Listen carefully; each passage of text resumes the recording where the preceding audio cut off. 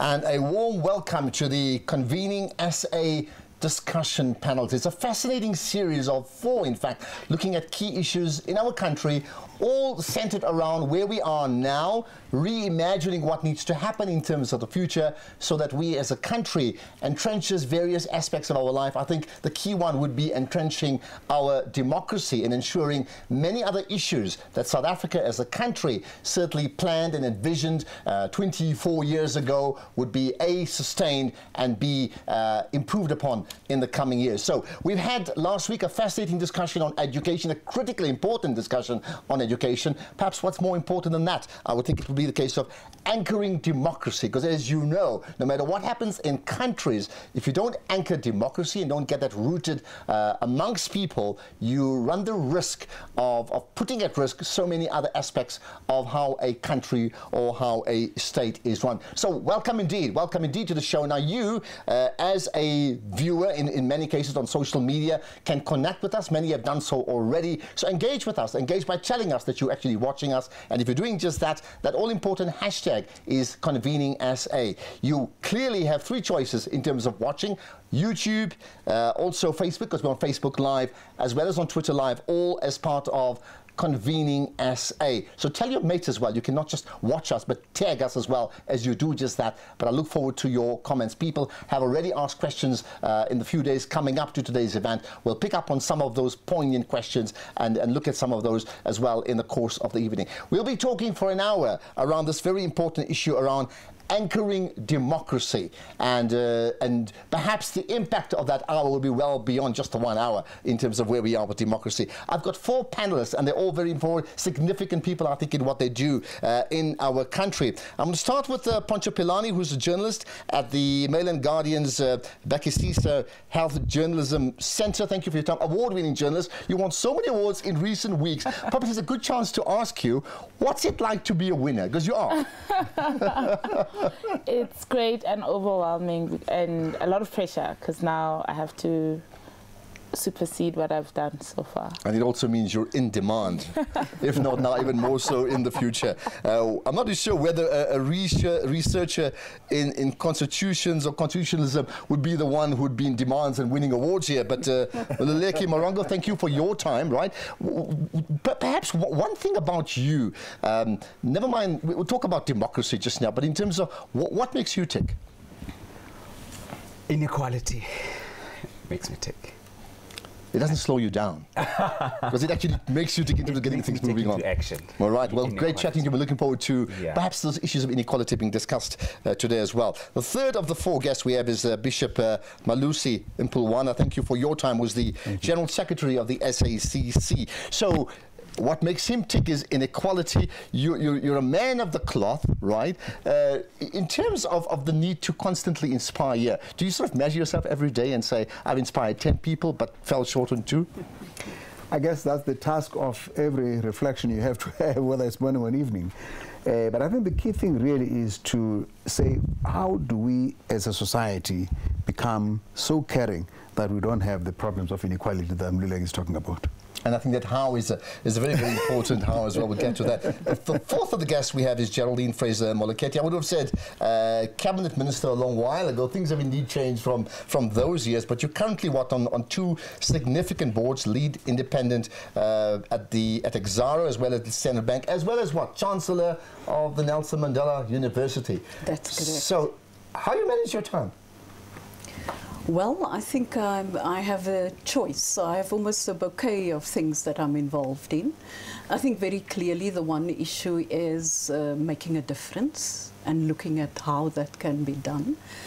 I'm also quite focused on the whole issue of inequality, because for me inclusion is important, and looking at growing the South African economy and the African economy for it to be inclusive.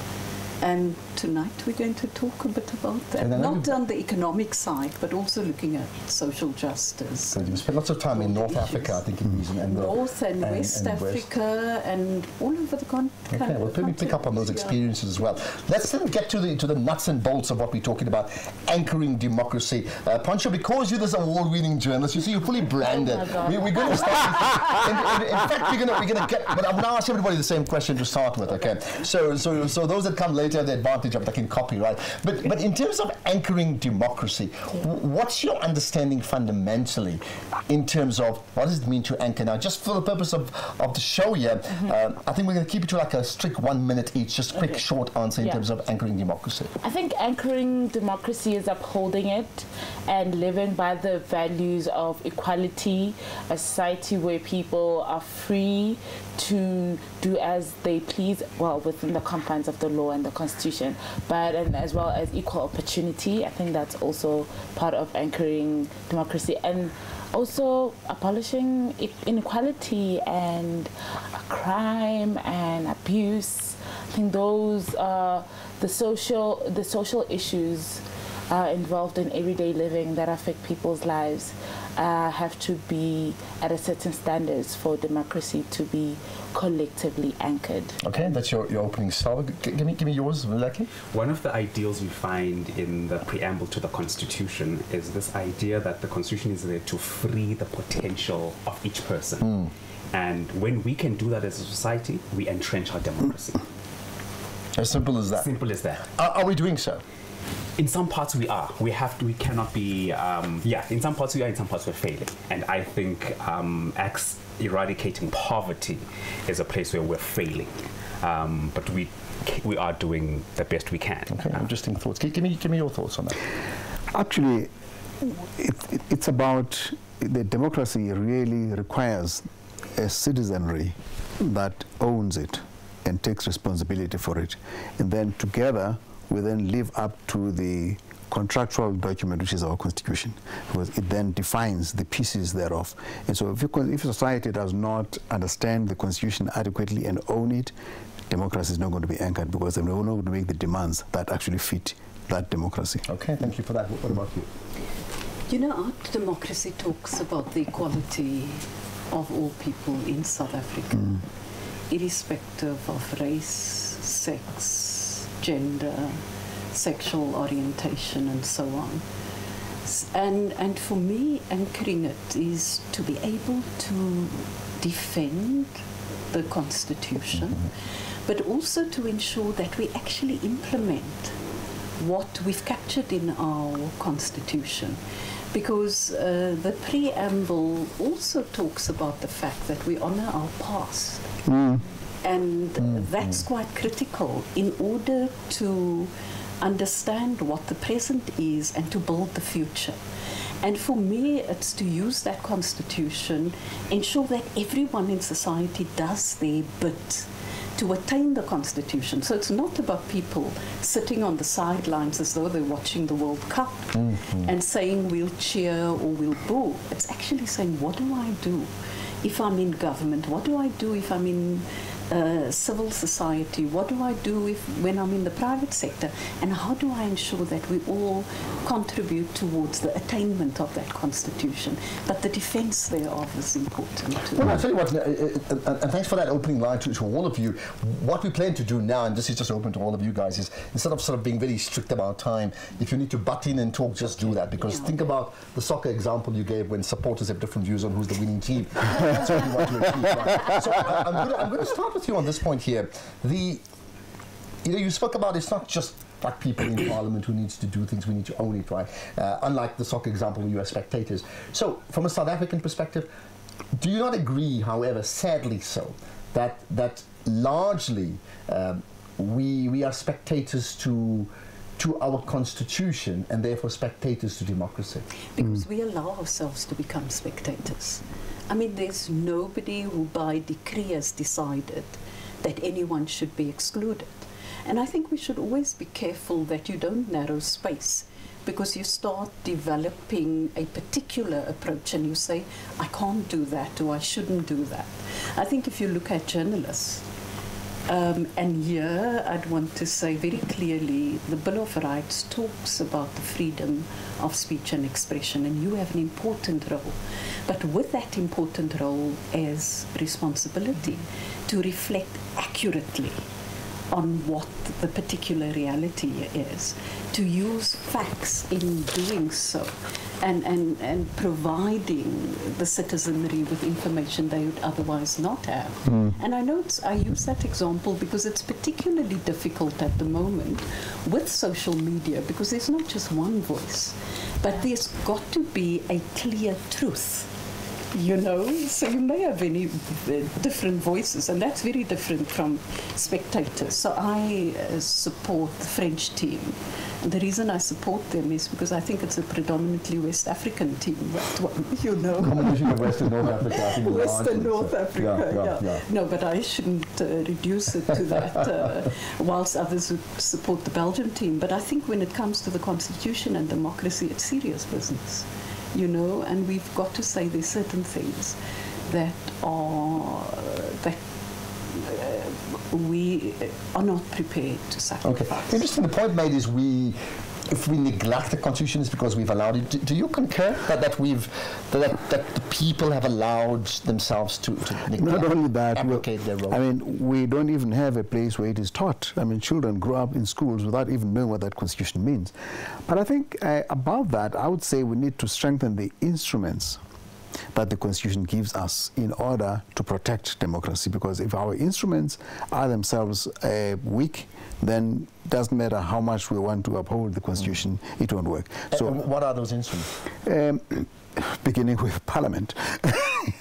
It's a very important institution. You know, I mean, we had a very interesting example of how in the last few years Parliament simply acted as a rubber stamp of the executive. It can't work like that. You are weakening that instrument, and you do the same thing with the justice, justice institutions.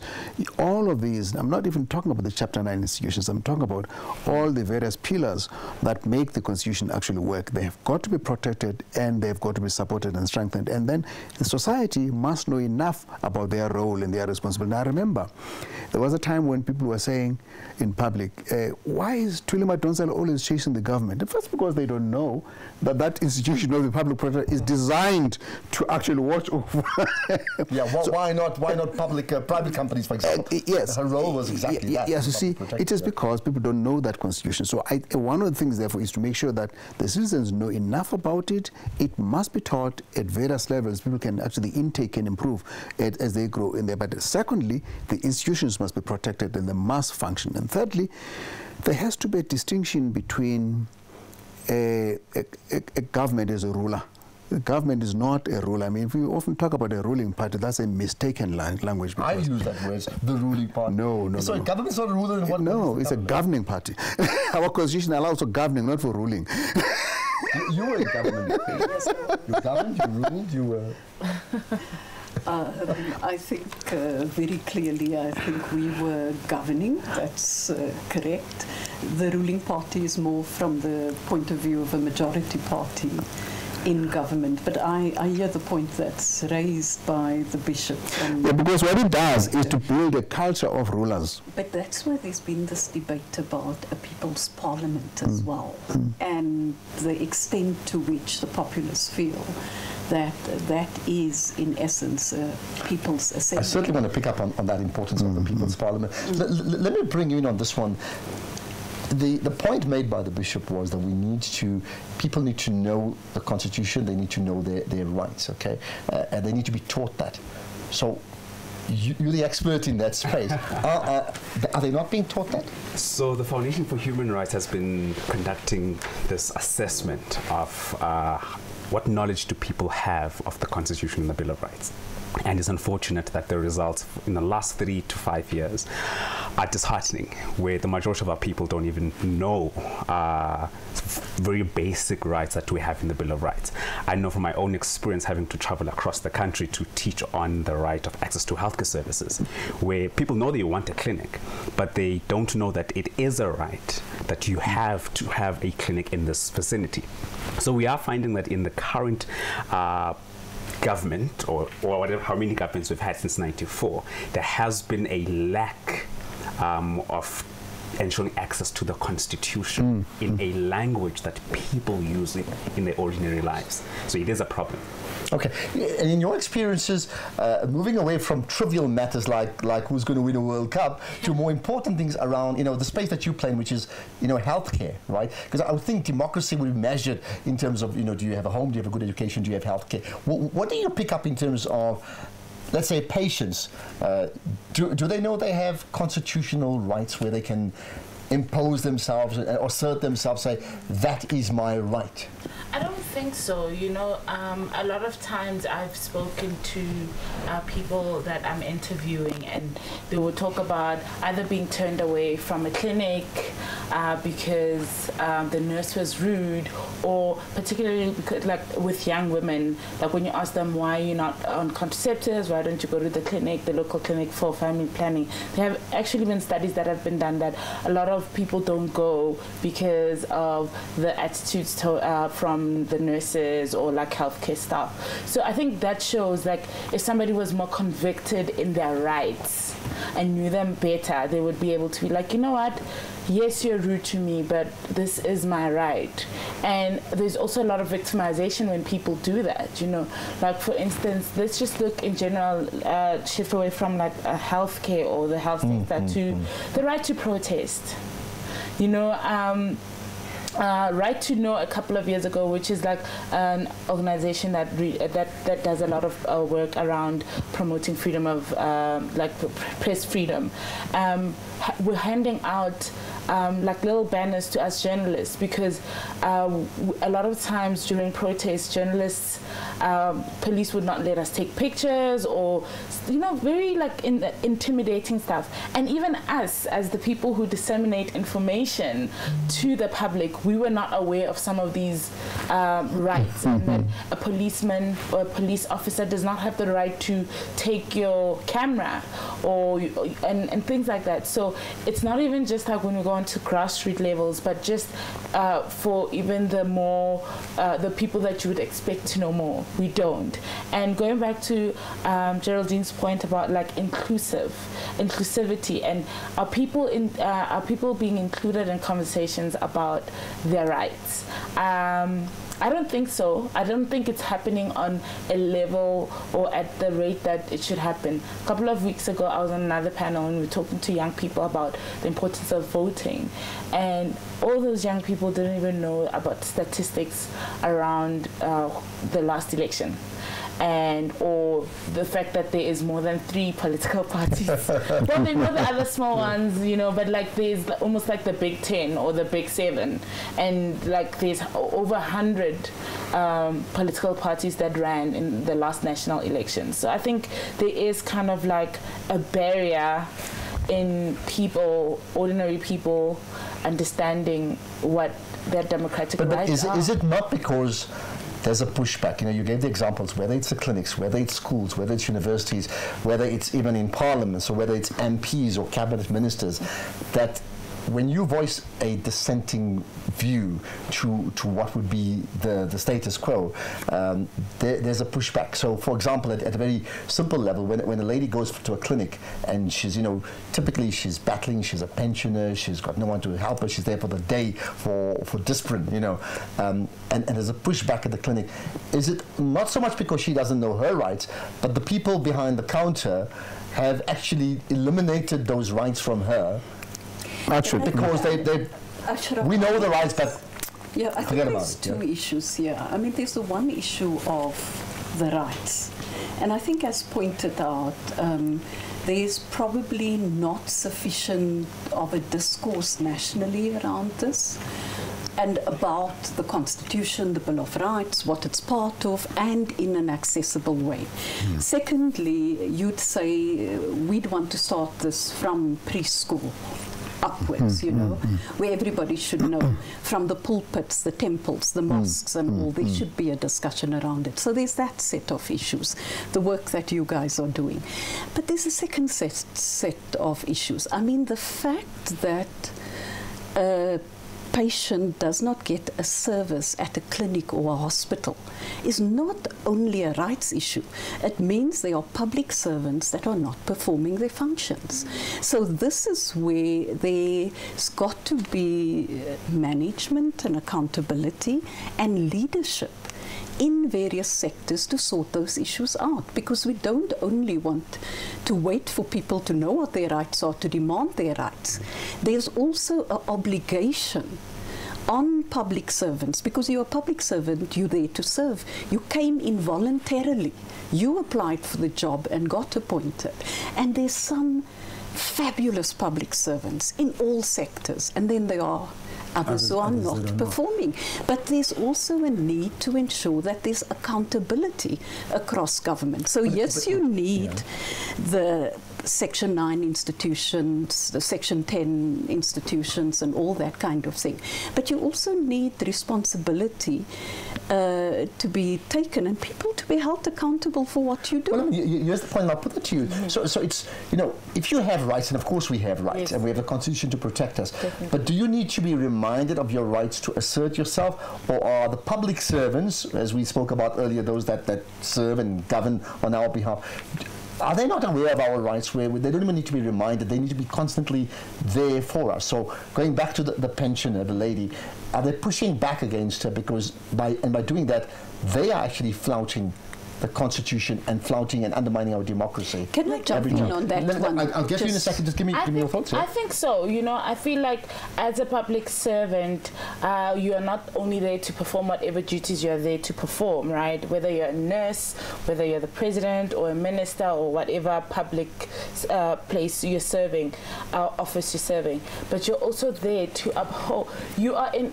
when you're a public servant, you adhere to the country's rules and regulations. One of those is the Bill of Rights or, you know, the Constitution. So you're not only there to just be there to perform your duties, but you perform your duties in conjunction with upholding the principles, which are, it is to free healthcare for all, you know. And so I think a lot of the times in cases where people are not able to assert their rights, whether they feel like they are marginalized, like the gogo you're talking about, and feels like she has no power to say anything, and that is where we see a lot of the times where the rights are being violated, right? Because she is 80-something, she's there on her own, she depends on her pension, she doesn't have her kids there to assert her. And so the public servant on the other end realizes what this person's rights are, but because they're marginalized and vulnerable, then refuses to provide in terms of those rights. But and I'll get to your thoughts in a second. But if that PowerPoint isn't effectively, do they not know that they're doing the opposite of anchoring democracy? There's no delinking from democracy. So the foundation of this relationship is power.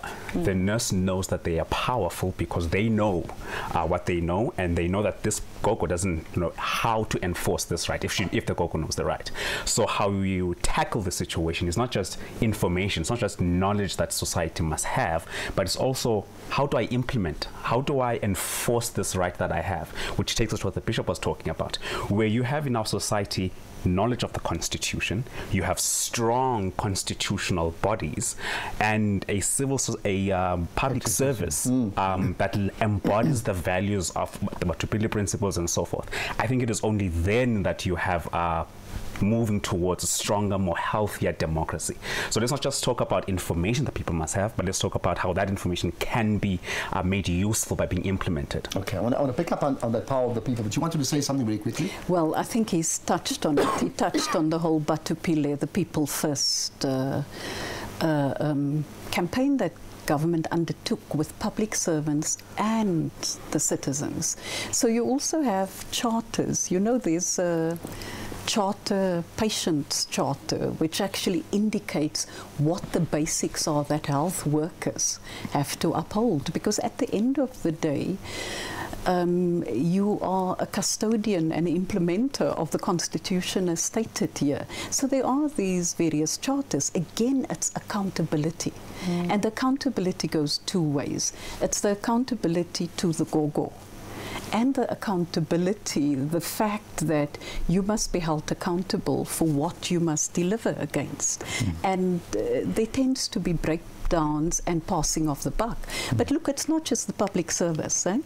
So you also have the private sector where you get second-rate service, but in instances, because you pay, you'll say, if I don't get a good service at X restaurant, I walk away. That choice. But the public service has the responsibility to deliver service and a quality service. And we need to look at how that accountability plays a role. And that's why it comes down to what are the structures at different levels, like ward committees. I want to pick up on those structures. That's very important. I'll also look at some of your social media comments in just a moment or so. Before I do that, I want to run through with all of you on this one. I'm probably going to start with you on this one. This is a very important question. You know, so do we have a democracy? Is South Africa a democratic country? Yes. The fact that we're able to vote for a party that we want and not have the soldiers waiting for us outside the booth is a sign that we have democracy. There may be some challenges with our media, but it is a free media, or largely it is a free media and free press. So I would end it on those just two so you're saying yes. What about yourself? Yes, I would agree. We have a democracy. The question is adequately functioning. Yeah. And I think that the reason why we're having this discussion is that we've seen some failures. A lot of... So if I gave you a yes-no vote on a sheet to say, do we have a democracy, yes or no, would you sort of put an X to both? I would say yes, but I would still have a but. Okay. All right. I want to get you to elaborate on that. Go ahead. Yes, with the but as well. Yes, with the but. And you? I'll say yes and. So it's very clear many people are concerned. That means, you see, I think that the key thing, and I'll go back to you around this one here, that is democracy only about the right to vote? If that's the case, then we all are doing that. But if it doesn't deliver, once you've voted, if the people who lead us, who govern us, right, doesn't deliver in terms of the very basic fundamental rights of us as citizens of the country, then in fact democracy is being undermined daily, and we can list 5 or 6 things that are very basic to this country's needs. 24 years into democracy, which hasn't been met by at least, if not 80, at least 70% of the people, isn't it? Democracy, I'd say, is an intersection of a variety of things, and that's why I started off the conversation by saying, in our preamble, freeing the potential of the person. Now the question is, how do you free the potential of the person? Well, one of the ways in which you free my potential is to ensure that I choose who the ruler or the governor is. I decide what information I can pass out. I have access to that information. I can give it to whoever I want to give it to. I'm treated equally by state institutions, those who govern or rule, and other individuals. So it's an intersection of all of these things. But I'd say how you crystallize it is to say a society that frees the potential of each person. That's where we could say that's a democratic society for me. Is it enough to choose? Now, let me pick out some of the social media comments. So if you are tweeting, if you're going on Facebook Live, or even as well as on YouTube, and you want to just comment, of course the key thing is ConveningSA. That's the hashtag. Tag your friends as well, so they are part of this very important discussion panels conversation. The second of 4. In fact, next week we'll talk about the economy. Goodness, you need to watch out for that one there. Some of the comments we've got. So Roger Ferguson saying, and I'm not going to read the whole thing, Roger, with the direct election of the president, premiers and the mayors, and the incorporation of a constituency-based electoral system in our national and provincial spheres help with making our democracy more accountable and responsible. It's something that often comes up. Mijou saying, where do we even begin around recreating democracy when there's been hierarchies in place? Okay, I'm not going to go through the whole thing, but I think we get the gist of that. Perhaps let's go to the point that you spoke about earlier on in terms of institutions. So you vote, and you actually vote in a parliament, right? You're voting people to then serve us, right? And not the governing party, as I've been reminded, okay? Thereafter, is it in a democracy the right thing that there must be sufficient checks and balances throughout the period of that government? Yes, because that Batupili mindset cannot just depend on the goodness of the people that are in office. It must depend on how there has to be a clear a kind of protocol of accountability relationship between citizenry and those that are hired by citizens called government, because they're servants of the citizens. They are hired by the public, and that is why, for me, Parliament is important, because if Parliament that represents the public fails to hold the executive accountable, that's where the beginning of the problem is now. Does the solution lie in changing from a party election to direct election? And I would say we probably need a little bit of both, because we do need to have the access to the assembly of the smaller parties, which you get through proportional representation.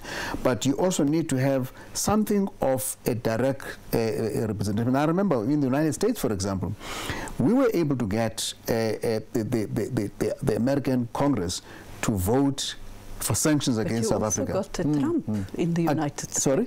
Democracy has delivered you a Trump. I'm saying that. Yes. I'm saying that we were able. I'm saying we were able to get the legislators to vote for sanctions against South Africa. Why? Because their constituencies, whom we targeted, were able to communicate, even though President Reagan actually vetoed that. Even that veto was overturned. So there's something to be said about direct responsibility. I mean, direct, but it cannot be the whole story, because we need proportional representation for it. I'm going to pick up on the Trump thing. It's too important to let go, right? No, but I think it's important as well. Democracy does deliver you a Trump. It does. And it's not a Trump card, right? Or maybe it is. Isn't that the great danger? If a person or a grouping can convince people to vote in their way, their ideology, their vision, and that person. You know what? The point that I want to make. I first want to go back to two things. The first point I want to make is we mustn't make it seem as though South Africa is not a democracy. It is. It is. And when I said a democracy, and we should also remember we've got a very strong separation of powers in South Africa. It's functional. There's no police state. We shouldn't underplay it. Absolutely. And we must also not feed into a pessimism, because I think in many instances leaders have generated that. Coming back to it, because you may have had a problem, it doesn't mean you're going to solve that problem simply by moving from proportional representation to direct election of a president. There was a reason why we took that view that the Constitution should take into account greater representation and inclusivity. So, you know, sometimes you throw out a baby with the bathwater, and as you've just pointed out and as reminded, you can get a Trump delivered. So yes, probably the American electorate wanted a Trump, and they got a Trump.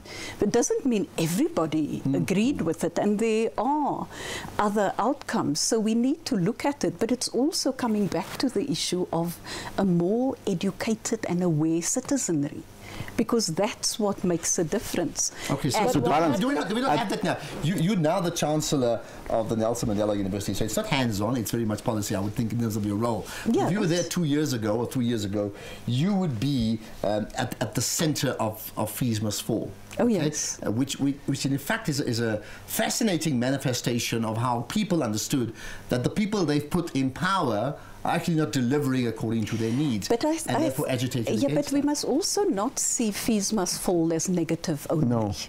Because it's a generation that's coming to the fore and say, we see a particular struggle. We see a struggle around the whole issue of what the fee structures are and the fact that it's excluding part of the citizenry and the student body. But it's also, secondly, saying there's something around decolonization that we've not grappled with. And I think this is what it's about. It's also having voice. Where I would disagree around the Fees Must Fall is where there's a resorting to violence, where there's destruction and so on. But let's not suppress voice and say it's a problem.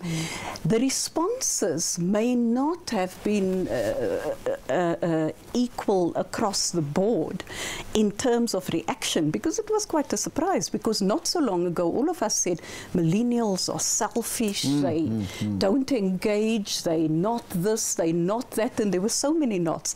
And here these millennials were coming to the fore and say, hold it, this is our struggle. We want a particular outcome. And in 1976, our parents may have said, these young people are out of order. Yours in the earlier 70s and all. So there's, it's allowing for organization around issues and voicing issues and challenging the status quo around it. And all right, I think this is what it's about. Can I, okay, I'll come to you in a second. Let's talk about that. So, is not, and I think you covered fees must fall, if I'm not mistaken, we'll get to you in a second, maybe it fits for you, Jay, or whatever. Is it, you know, isn't that a good example? And in fact, the question was that it's very positive in terms of how they picked up the cudgels themselves, but isn't that a representation to say, we see government, we see them not delivering, and therefore we see the light, and yes, we're not the lazy millennials. We're doing exactly what our country demands of us, which is to take action. Active so citizenry. that means it's active citizenry on the one hand, but it also suggests that change can occur, meaningful change, outside the edifice of Parliament, which is normally where I think everything just happens by a vote in Parliament. Tell me about that. I mean, it is a good symbol that a group of people stood up for what they believed, and it symbolizes a healthy democracy. There is a question which I want us to go to about Fees Must Fall, about the so-called violence. How much? Why would you say so-called violence? It was violence. And Note, I didn't talk about violence. I spoke about destructive. Let's even speak about destruction. What forms of that destructive violence do we accept in a democracy is a question we haven't analyzed. Very poorly analyzed if it has been, or neglected at all. I don't think you can have meaningful change without some form of disruption. Some people can call that destruction, destruction. So is it disruptive or destructive? I think that the nomenclature is different based on who you are. If you burn down if a library is burnt, what do you call that? Sorry? If there's a burning of a library, what do you call that? So that's what I'm talking about. I'm not talking about disruption as one would see that, depending on how you define that. But if there's injury, and I'm not attributing blame to any one side, because remember there's push and pull factors, eh? So I'm not saying there was the good guys and the bad guys.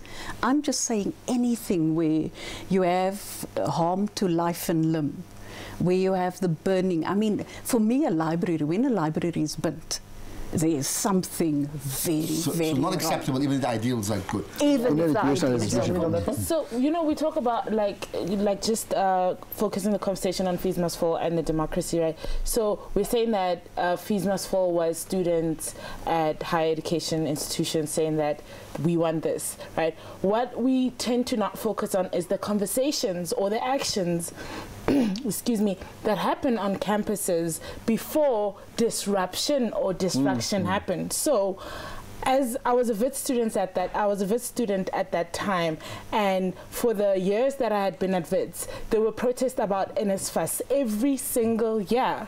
You know, the SRCs were always in negotiation with the Senate about reducing fees. The SRCs didn't go home during the holidays at many institutions besides VITS because they were trying to negotiate with the university against academic and financial inclusion. So it's, excuse me, it's not like Fees Must Fall happened in a vacuum. There was attempts by students over and over many years to engage with the university's governing structures. I'll let you drink your water because this is exactly the same story with public protests. People will say, we've been asking for water, we've been asking for a road, we've been asking for this over time. And you know what? Government has given the impression that you only get a response if you're violent. It's the smoke that's called. It's the smoke. So it is. So it comes back. It comes back to saying we need to have an active citizenry that is engaging, but we also need to have a Matupili kind of government that responds, so that partnership is that delicate partnership is maintained all the time. And that gets done because there's adequate engagement and ability by institutions and civil society organizations. So that point, can there be destruction? And can there be disruption? I'm quoting from you.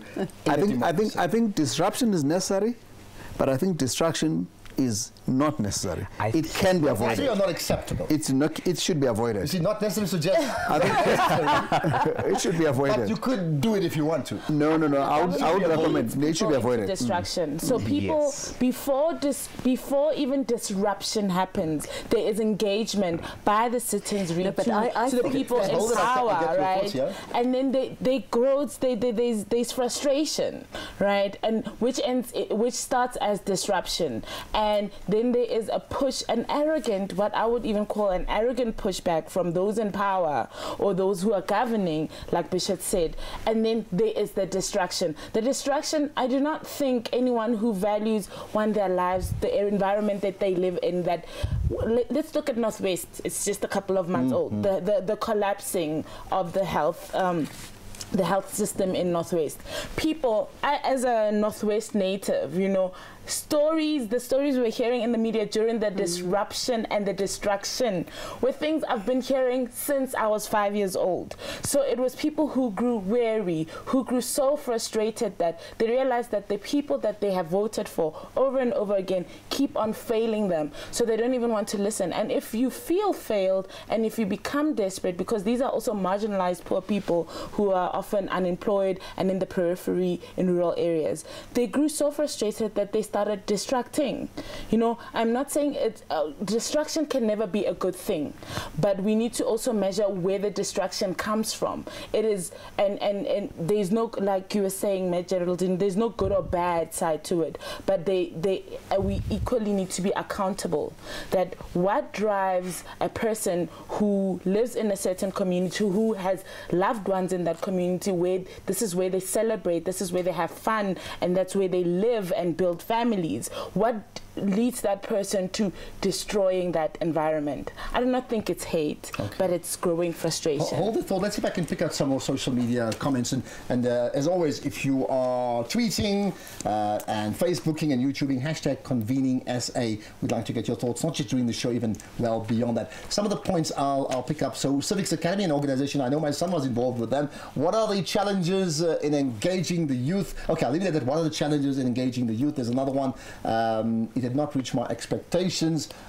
It's just me and the state, and I think that there's some bad light here, so I can't read everything, but I've got the gist of that from Deboho Polani, saying, for a person who went starry-eyed into the promise of a better future, provided that one acquired higher education, to be confronted with the rude awakening of a reality that is not the case, and that is if there was a long line of graduates who were also there waiting for Makandas. There's a whole lot more there. Okay, maybe the last one, Candace Fraser. What does democracy mean in the South African context? Have we really met these requirements? Well, I think to a large degree we've sort of attempted to answer that. But perhaps I want to touch on this one here.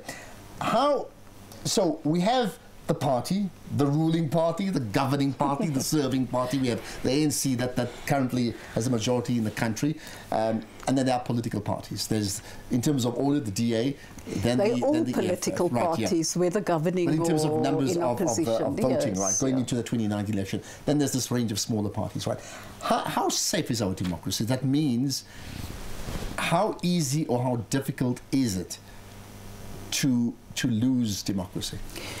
South Africa has actually proved that it's quite a resilient country, and this is a resilient democracy. I mean, in any other inner society where there would be a clamping down on democratic rights and freedom, you wouldn't have seen the kind of 2018 scenario we have. So I'm very optimistic.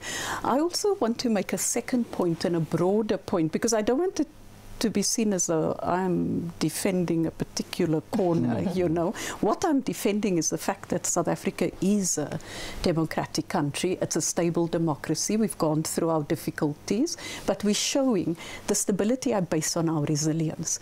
Where we're not doing well, and this is where you may have seen the recent Ndlulamiti scenarios that have come out. That is actually it's scenario setting exercise that has taken place, and Mapungubwe Institute of Strategic Reflections and a number of other role players have been involved, and have come out with 3 scenarios. The one scenario is even worse than was just described about Northwest, where you know, anything goes, everything crumbles and descends into complete chaos, which is where our democracy is completely under threat. Because if you have even higher levels of unemployment than we have at the moment, and we double-digit unemployment, inequality, youth don't have jobs and all, just total chaos. And you know, that's it. It's a police state. We don't have that. We don't have that. Not according to Mistral. There's a second scenario that's walking with the people, and the scenario is more optimistic and says, you know, we want to have different growth rates. We want to ensure that there's greater employment opportunities. We want to look at ensuring that we can stimulate this economy. We want to secure the socio-economic rights and different reality. It's going to take a little bit of time, but we're all looking towards 2030, more or less. I think it's not 2019. No, 2030. So why is that will? No. It's when you set scenarios, you say what are scenario, what by that date. What will it be by that date? And 2030 also coincides with the Sustainable Development Goals in the National of the United Nations, the National Development Plan, and that kind of thing. So what do we need to do to turn around the current trajectory? Because there is pessimism in South African society. If you listen to this discussion, there's a high level of that. For the ordinary citizen, there's that. And we've got to turn it around. So they gave us 3 scenarios, 2 of them very bleak, one scenario a bit better. But we almost need to have a positive scenario on steroids, my words, in order to turn things around and to guarantee the protection of this democracy. But for that to happen, we need to do away with inequality in society, because the chasm is increasing. We need to create jobs, because one big thing that's come through is you've got a number of unemployed youth, and everybody's saying, I need a job. And we also have unskilled, underskilled, and people who can't really be skilled. And we talk about the 4th industrial revolution, so we've got a challenge of how you do it together. Right. So I can talk forever. Well, I wanted to add to that. Yes, you know that. Yeah. I want to add to that by saying, in order to get that, we need to have some kind of formula, because we're not going to get that best case scenario if we don't deal with certain things. One of those things include giving people something that they can use to measure progress. And that's why this process of the ConveningSA says, can we identify key values in each of these 4 themes? That will be the key principle. I'll give you an example. We always say the people shall govern. That's supposed to be a value. Okay, what does that really mean? What kind of 4 or 5 things would be the standard to demonstrate that, in fact, that can sustain this value? And then you have a policy environment that upholds that. So there has to be something that can be said about access to justice, for example. Do you have to be rich to have access to justice? Sure. Exactly. And if you don't, does that mean democracy is not serving you? For you. It will mean that then you get the violence. You get somebody saying that you get mob violence because you don't have access to justice. So there are certain things that need to be there. Access to justice, the security instruments, are they being used for personal use by government leaders, or are they being used to protect people? There are a number of things that we can look at and say, okay, can these things be held in place? So there must be some kind of standards that you set to say, in order for us to get to this well-being state for our democracy. That's what I mean by but. The but is that we have a good democracy, but we have assumed that these things will just keep flowing on their own. Our Constitution and Bill of Rights that standard? Exactly. It is that standard, but are we upholding it is the question. But so it's a different issue. Yes. Earlier on, we spoke about when we spoke about democracy being threatened, and whereas Geraldine was more like, no, you were like, yes, right? So, you know, it's not that I'm trying to speak like, oh, you know, we're going to descend into chaos and the future of South Africa is doomed. But I think that being like, we underestimate the levels of inequality that can exist beyond our lived experiences, right? And like so for me, it's yes, we are not living. Like when I go to my Johannesburg suburban life right now, I am not living in a chaotic environment. But when you get a call from your great aunt saying that, can you please telling your parents to send a male cousin to live with her because the village she lives in is now being attacked. People are going in and raping elderly women.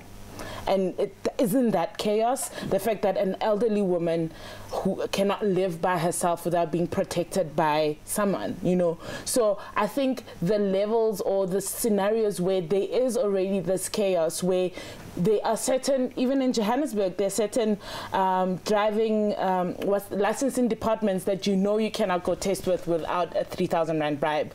We're talking about this earlier in the office today. You know, there are certain things that you know cannot be done in government institutions without having to actually break the law for all intents and purposes. Is that not chaos? So I think it's happening in microcosms, right, already. However, and if I had to choose anywhere else to be a young black woman, it would still be South Africa, you know, because... And that's a good thing, I mean, because we... Yes, yes, absolutely. Absolutely. Yes, there's so much bad things, like the critiquing or the dissenting voices that are happening is not from a place of pessimism, but it's a place of feeling that we have not reached the full potential, and that those that are in power or those that are in governing positions are not doing the best that they can.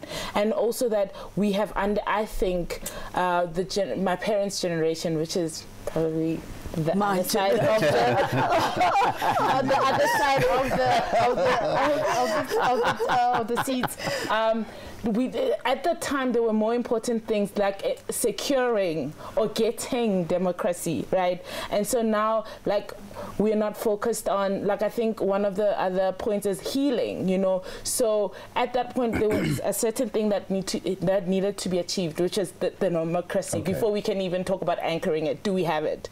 And now I think that we are in a space where, in trying to sustain it and anchor it, we need to talk about healing. You know, there are a lot of things that happened 25 or so years ago. Let me just interrupt you. I think the issue of healing, by the way, will be the subject of the discussion in 2 weeks' time. So looking forward to that particular one. We're coming very much to the close, but before we get there, quick thoughts from all of you in terms of the role, and I'll get you to conclude. I'm probably going to start with you on this one. In terms of the role of the political leadership of the various political parties, in terms of what they say, what they don't say, and how those messages get translated in terms of whether that cements or anchors democracy or undermines democracy. And we're talking of, probably about 5-6 of the most dominant parties. Your thoughts on that? I think that political party... And mention names if you like. Yes, political party leaders have got to buy into a common agenda for a better society for all.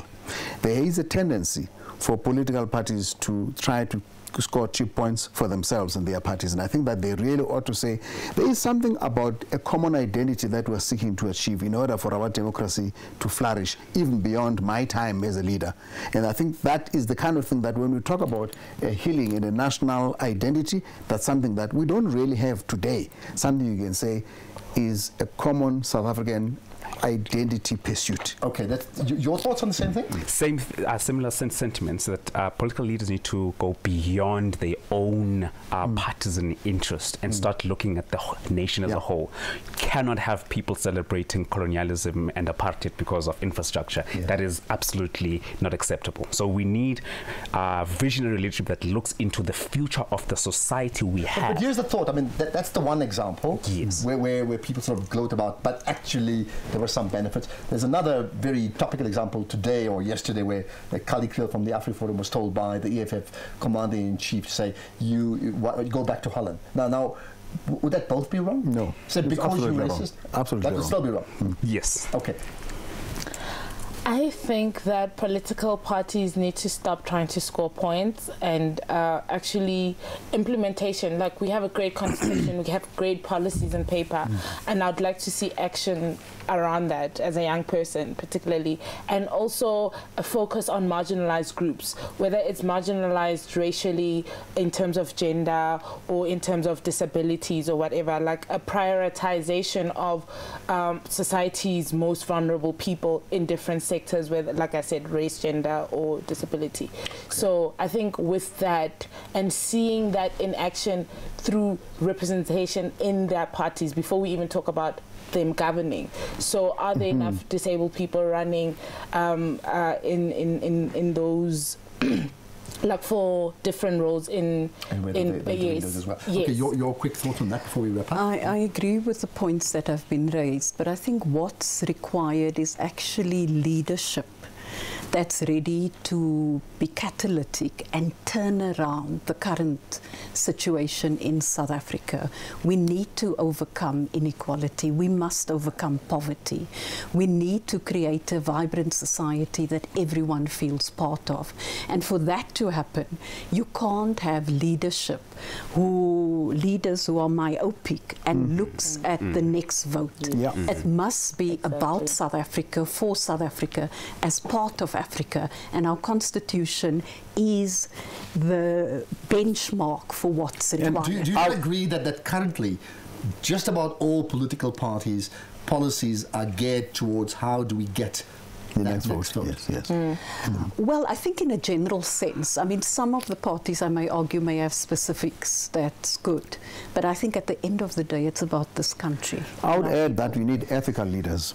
I mean, this thing about the values systems of the people in leadership is very important, because they set the example, they create the environment that will let people actually follow that direction. Okay. We're going to wrap up with a very quick run through here. The good thing about social media now, we have leaders who are, they have their own voices because they're on social media. So you get media and social media. Quick thoughts about that power. Media, which is the space you're in, and social media, and how that's changed things. But you've got like 30 seconds. I think social media has been great in terms of political party leaders because it has revealed their true selves and their slips. And revealed the criticism as well, yes, right? yeah. Okay. And what they take serious. Does that help anchoring democracy? Yeah. I think some of them have taken their masks off, and it's really great for the public to see, like, this is the person I thought, okay. Now we know. Okay, what about you? It has been great for mobilization and advocacy, where we can tweet, let's meet at the Great Hall, our hashtag fees must fall, and we meet there. So I say yes. Well, there you are. It's been great for democratizing. It lets everybody have a voice. Okay, and you? I want to accommodate what they've raised, but the last thing I want to raise, the beauty of social media as well, it can give you a clip of 5 years ago, 3 years ago, today as well. So you're actually able to see who's fake and who's authentic. Well, there you are. Yeah. That's a very important point. Okay, I'll tell you what, that's where we're going to leave it in terms of tonight. First of all, let's thank all of you, and we hope to see you guys again when we talk about other important issues, right? There's a range of contributors here, and you can see it as part of the credits at the end of the show, and a big thumbs up to the contributors who have actually played a major role in getting this up and running, and that's very important. So next week we'll talk about the economy and economic transformation. I think it's a critically important one. You can continue still commenting even now. To do that, well, you're watching us already, so that's great. Hashtag ConveningSA. You can still add your comments and then tag your friends and get them to watch the entire show and add their thoughts. So here's the one thought just from my point of view in terms of democracy and what my country means to me. I'll just share my own example of it all. I was asked a few months ago to say, well, you've done lots of things in South Africa. Why don't you, work abroad and do some great radio and television work in another country? And I said something which was a knee-jerk reaction, but it's close to my heart, which is the thought of achieving under the flag of another country just freaks me out. Absolutely. Okay? I'm committed to South Africa. Many may know that I'm committed to a project called Champion South Africa, which ultimately means moving the country from a mid-table nation into a champion nation. And for that to happen and for that to work, it means entrenching and anchoring democracy in terms of where we are. So my thoughts to all of you watching us, there are areas of concern, but to borrow from the World Cup, There are many players in the World Cup team that don't always perform, by the way. But ultimately, 11 players get on the pitch. There's room for substitutions. Ultimately, if you get in one direction and you want to win your World Cup, you will even overlook those shortcomings and say the bigger goal ultimately is to win the big event. And for South Africa, entrenching democracy and anchoring democracy really for us would mean moving from where we are to the biggest goal, which is being the #1 nation in Earth. That's something for you to think about as we talk about the economy next week. We need to get that right. From good to great. No, there we go.